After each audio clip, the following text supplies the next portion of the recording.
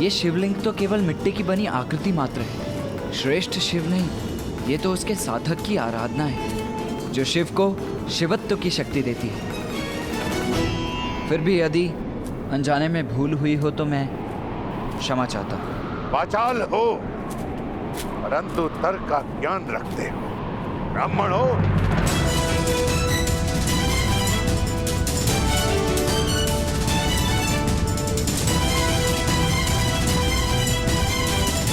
चारों वेदों का ज्ञान जिसे हो वो कौन हो सकता है महात्मा? प्रश्न का उत्तर प्रश्न से नहीं दिया जाता है बालक। स्पष्ट शब्दों में अपना परिचय दो। कौन हो तुम? कहां के ब्राह्मण हो?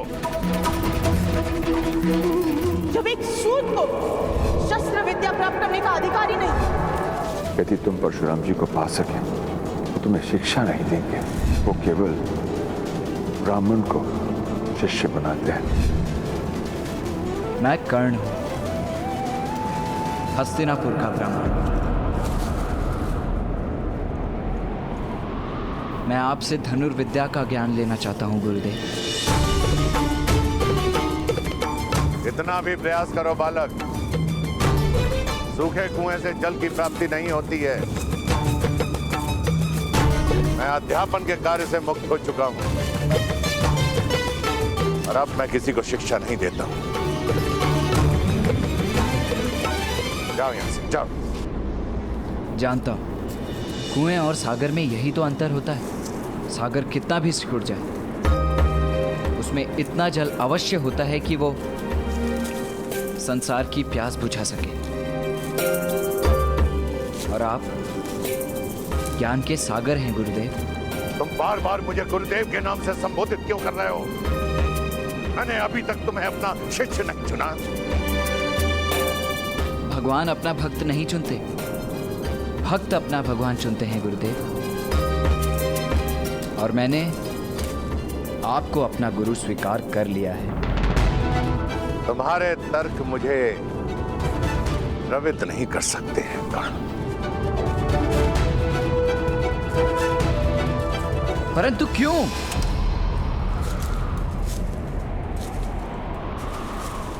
याचक को याचना से पहले ज्ञात होना चाहिए कि वो किसके समक्ष याचना कर रहा है। अब मैं एक साधनार्थ ब्राह्मण हूं जिसके पास देने के लिए कुछ भी नहीं है। जब शस्त्र उठाने थे उठा चुका। शस्त्र शास्त्र की विद्या जिसे देनी थी दे चुका। अब ना मुझ में किसी को सिखाने का धैर्य है और ना मुझसे किसी को सीखने की पात्रता। पात्रता तो केवल परीक्षा से सिद्ध होती है ना गुरुदेव। मुझे एक अवसर दीजिए, यदि मैं योग्य सिद्ध हुआ तो कदाचित आपको भी सिखाने का मन हो जाए। बाणों का छोटा सा माया जाल रचकर कुछ तर्क देकर तुम्हें लगता है कि तुम मेरा शिष्य बनने योग्य हो? नहीं गुरुदेव, मैं ये नहीं कह रहा कि मैं योग्य हूं, किंतु आपसे एक निवेदन है। मुझे एक अवसर तो दीजिए अपनी योग्यता और अयोग्यता प्रकट करने के लिए।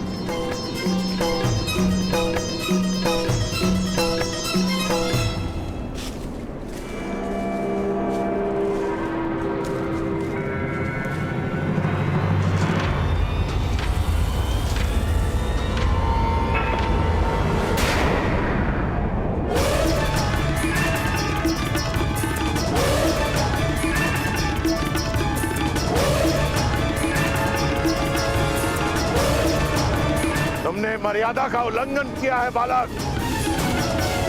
तुमने मेरे पर्दे को छूने का दुस्साहस किया है। दुस्साहस में भी साहस छुपा होता है गुरुदेव।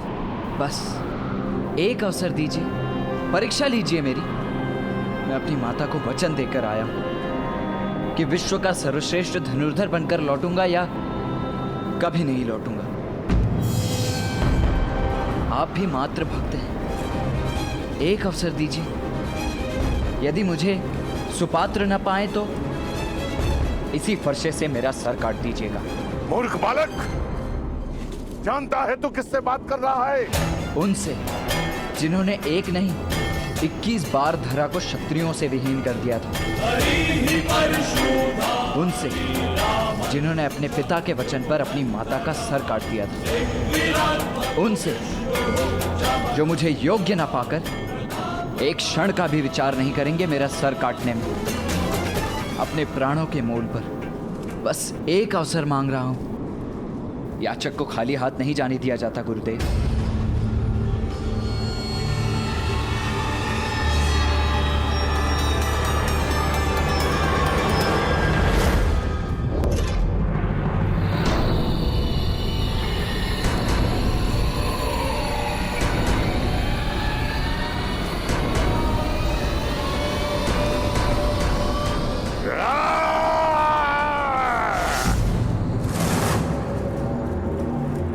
तुम्हें मृत्यु का भय नहीं है, ठीक है। मैं तुम्हें सुपात्र सिद्ध होने का एक अवसर अवश्य प्रदान करूंगा। धन्यवाद गुरुदेव। अभी मैंने तुम्हें उठने के लिए नहीं कहा। दीक्षा करो जब तक मैं लौट कर नहीं आ जाता।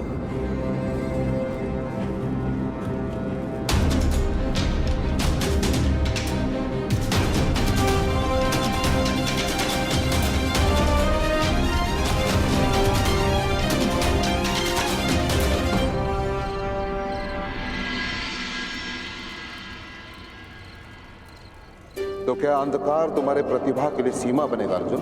तुम्हारा अगला पाठ तभी शुरू होगा जब तुम उड़ती हुई मक्खी को भेद दोगे, वो भी अंधकार में।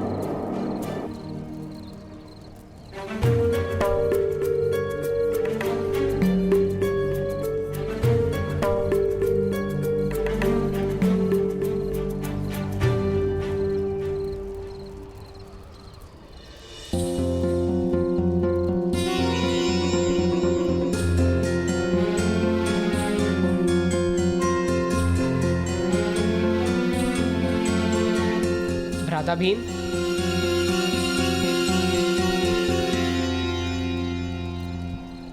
भ्राता भीम, आप अंधेरे में भोजन कैसे कर लेते हैं? भोजन के लिए आंखों की आवश्यकता ही क्या है अर्जुन? भोजन कहीं भी हो, मेरी घ्राणेंद्रियां उस सुगंध को पा ही लेती है। और एक बार खाना हाथ में आ गया तो भीम के मुख के अतिरिक्त और कहाँ जाएगा? लक्ष्य का संबंध मनुष्य की इच्छा और अभ्यास से ही होता है। यदि इच्छा प्रबल हो और अभ्यास सघन हो तो लक्ष्य स्वयं सामने आ जाता है। मैं आपकी बात का तात्पर्य समझ गया गुरुदेव। अब अर्जुन अंधकार में भी उड़ती मक्खी पर लक्ष्य साध कर दिखाएगा।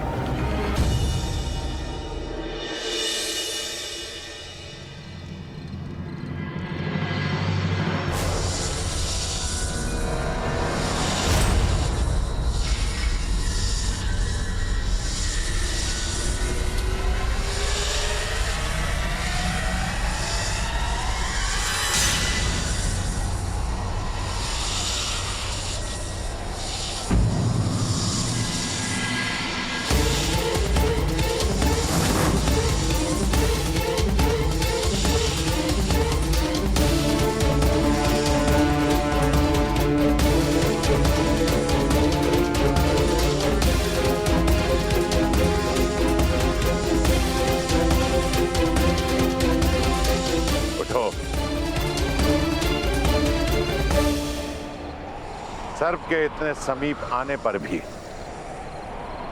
तुम हिले नहीं। मेरे लिए सर्प का भय नहीं, गुरु का आदेश अधिक महत्व रखता है।